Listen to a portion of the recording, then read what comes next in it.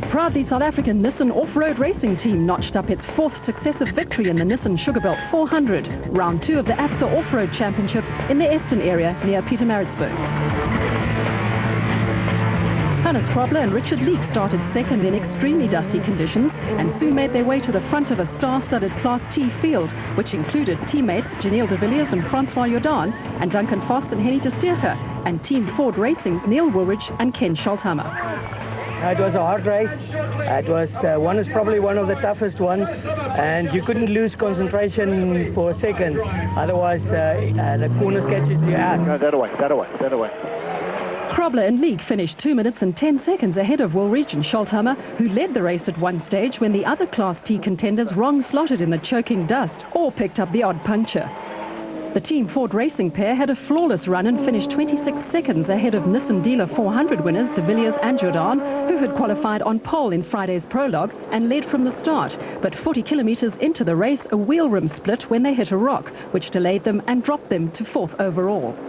A puncture, helping teammates Vos and te Steege out of a donga, and a bout of motion sickness on the part of de Villiers delayed them even further, and they settled for 3rd. Vos, like de Villiers, suffered from motion sickness, and he and te Steege finished 4th.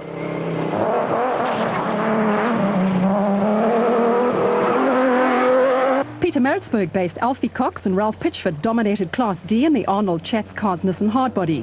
They outqualified the rest of the Class D field in Friday's prologue and went on to lead the class from start to finish in the main event. Manfred Schroeder and Jack Peckham were 6th overall and 2nd in Class D in the Team Ford Racing Ranger, which was fitted with an automatic transmission for this race and trailed the class, winning Nissan by 8 minutes and 47 seconds. Hugo and Jaap de Bruin continued their domination of Class E and brought their slightly battered Castrol Toyota Hilux 2.7i home 7th overall and 1st in Class E. The Freiburg-based father and son crew won the class on the Nissan Dealer 400 and are now serious contenders for the overall and class championship.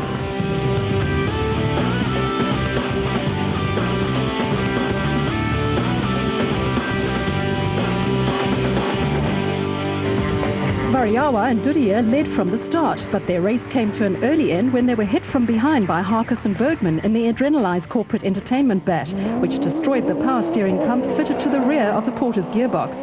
Variawa's race was run, but Harkus was able to continue. Corbett and Kelsey in the Century Property Developments bat took advantage of this mishap and nipped into the lead, with Gibson and Brown in the Presidium bat in close pursuit. Berthold and Kennelly were in contention until the gearbox on the bat gave problems, and they decided to retire rather than destroy the gearbox completely. Nissan Dealer 400 winners Magegheneni and Stangl started 83rd after not completing the prologue and had a lot of ground to make up, as did Ware, Smith and Minute, who started stone last after the fuel pumps on their Jimco failed shortly before the start. Hasty repairs got them underway again, but the problem reoccurred and they were forced into early retirement.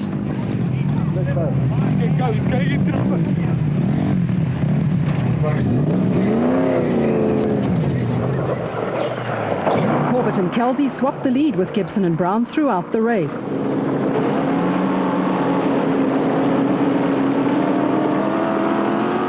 Nick Harper and Andrew Chalupsky in the Audi V8 powered bat were involved in a battle for 3rd place with Terence Marsh and Michael Whitehouse in the Nashua Mobile Jimco.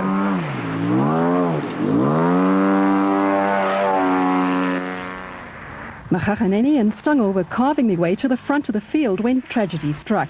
The total Jimco rolled down a mountainside and came to rest on trees. Stangl attempted to get out of the car, which upset the balance, and it rolled further down the mountainside, trapping him under the vehicle. Stangl died at the scene.